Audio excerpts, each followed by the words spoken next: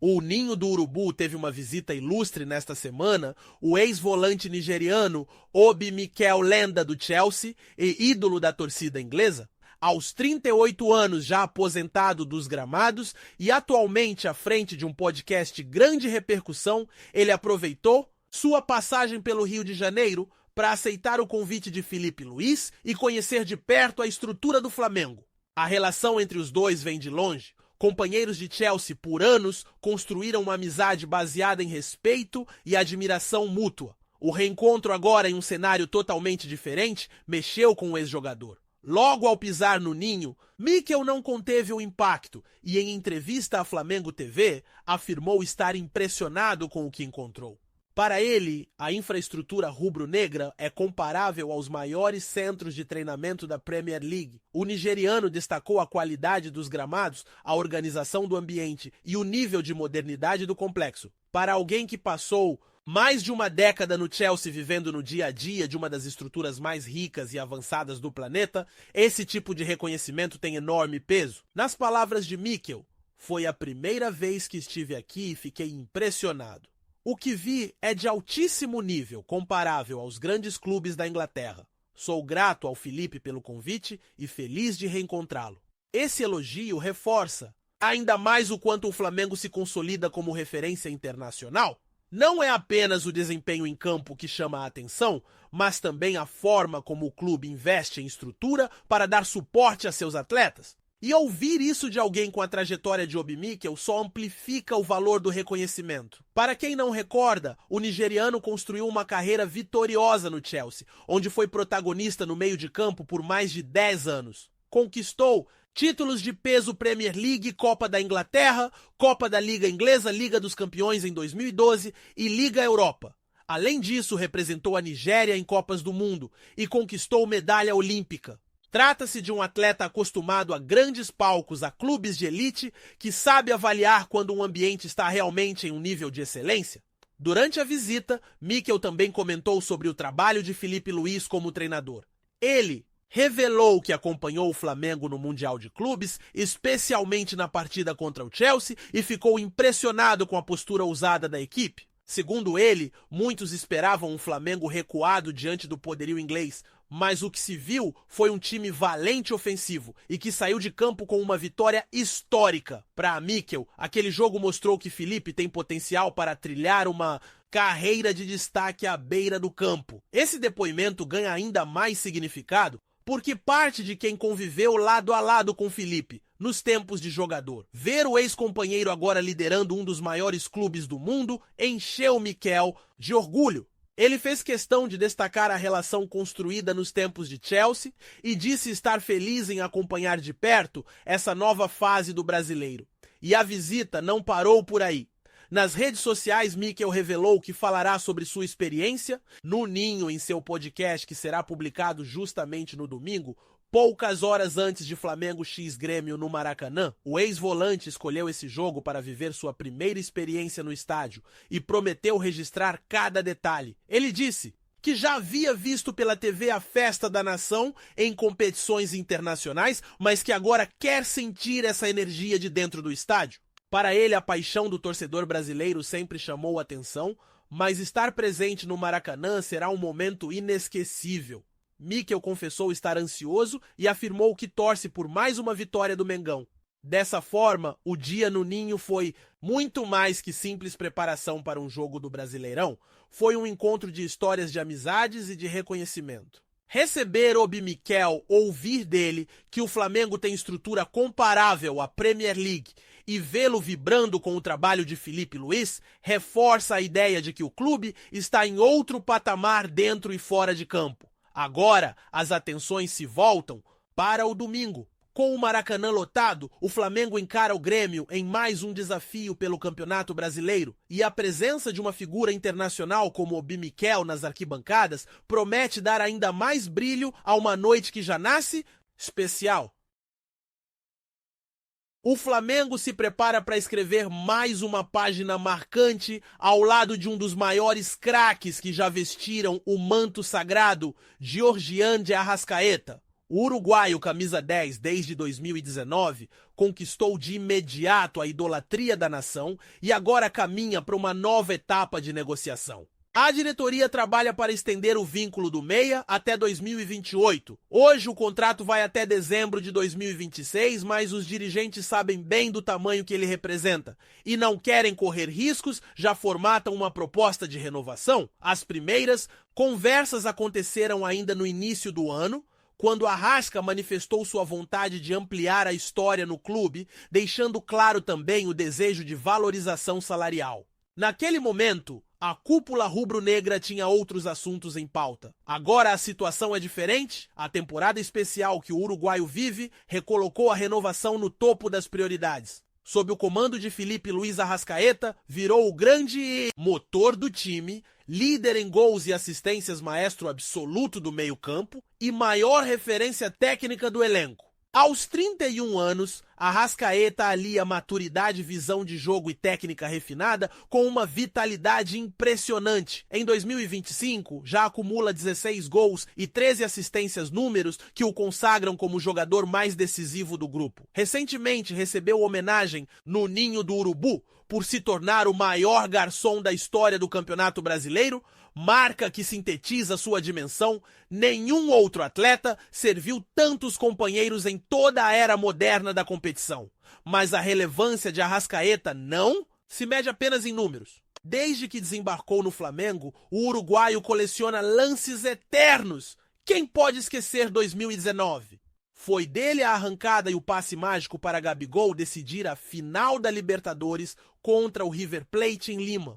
Foi dele também o golaço na semifinal, diante do Grêmio, no histórico 5-0 do Maracanã, lance que virou símbolo de uma campanha épica. Naquele mesmo ano, brilhou no Brasileirão, sendo peça fundamental com assistências e gols que ajudaram a garantir o título antecipado, e os capítulos seguintes só ampliaram seu tamanho. Em finais de Copa do Brasil, Libertadores, Recopas e Supercopas, lá estava Arrascaeta, participativo, decisivo e sempre à altura das maiores responsabilidades. Contra Palmeiras, Atlético, MG, Fluminense, São Paulo, Corinthians. Não importa o rival. Arrasca deixou sua marca. Seja com gols em jogos grandes ou com passes que desmontaram defesas, o camisa 10 sempre esteve presente nos momentos que definiram conquistas. É por isso que a torcida canta seu nome, porque enxerga nele não só um ídolo, mas o jogador que elevou o clube a outro patamar. E há ainda o peso simbólico da camisa. Herdar a 10 de Zico não é tarefa para qualquer um, mas Arrascaeta conseguiu honrar a tradição. Mais do que usá-la, ele a transformou em continuidade da grandeza rubro-negra. Quando entra em campo, transmite ao torcedor a certeza de que a mística está preservada. A relação com a nação ultrapassa o futebol. Carismático, acessível e apaixonado. Arrascaeta conquistou os rubro-negros também pelo lado humano. Fora das quatro linhas, mostra proximidade e autenticidade. Dentro delas, sua entrega fala mais alto. Multicampeão, colecionador de momentos decisivos, eterno protagonista das grandes noites do Flamengo. Por tudo isso, a diretoria não titubeia. José Botto e seus aliados sabem que segurar Arrascaeta é muito mais que manter um craque. É assegurar equilíbrio técnico, preservar identidade, transmitir confiança ao elenco e reforçar a ligação entre clube e torcida. O plano é fechar o acordo ainda em 2025, prolongando o contrato até 2028. A ideia é clara, garantir que Arrascaeta continue sendo parte central dos próximos ciclos vitoriosos, como foi em todos desde sua chegada. Afinal, desde 2019, não houve título grande sem a marca do uruguaio. A renovação deve ser uma das pautas mais comentadas até o fim do ano, mas o clima é de confiança. O próprio Arrasca já afirmou em mais de uma ocasião que deseja encerrar a carreira no Flamengo. E o clube parece disposto a fazer todo o possível para atender a esse desejo. Pensar em um Flamengo sem Arrascaeta é quase impossível. Ele é sinônimo de gols, assistências, títulos, carisma e identidade. Por isso a renovação vai muito além de um simples contrato. É a consolidação de uma história já lendária e que promete render ainda muitos capítulos gloriosos. O Flamengo atravessa um período de intensa movimentação nos bastidores e já deixou claro que pretende liberar jogadores que não estão nos planos de Felipe Luiz. A ideia é abrir espaço na folha salarial e, ao mesmo tempo, fazer caixa com possíveis negociações. Entre os nomes mais cotados para sair estão os atacantes Juninho e Michael, que perderam espaço na equipe e agora surgem como alternativas para reforçar o caixa rubro-negro e abrir caminho para novas contratações. No caso de Juninho, a situação é clara. O centroavante não conseguiu se adaptar ao estilo de jogo implantado por Felipe Luiz e acabou ficando em segundo plano nas escolhas do treinador. Seu último registro em campo aconteceu em 3 de agosto contra o Ceará pelo Campeonato Brasileiro. Desde então, não voltou a ser relacionado. Diante desse cenário, um empréstimo ganha força como solução, já que o Karabag do Azerbaijão demonstrou interesse e avalia apresentar uma proposta formal pelo atleta. A situação de Michael é ainda mais delicada. O jogador, que em um primeiro momento caiu nas graças da torcida, perdeu espaço com a chegada de Samuel Lino e já não encontra oportunidades no elenco. Sua última partida foi em 12 de julho, contra o São Paulo no Maracanã. Desde então não entrou mais em campo. Neste contexto, o Al Duhail do Catar desponta como principal candidato a contratá-lo. O clube árabe acompanha o atacante há bastante tempo e reabriu negociações com o objetivo de levá-lo nesta temporada. O Flamengo, inclusive, autorizou Michael a negociar diretamente com o Al Duhail, sinalizando que não pretende mais utilizá-lo. Segundo informações de bastidores, os catarianos devem apresentar uma proposta de 11 milhões de euros, algo em torno de 69 milhões de reais. Como o clube brasileiro detém 80% dos direitos econômicos do atleta, a expectativa é de que a negociação avance de maneira positiva e seja fechada em breve.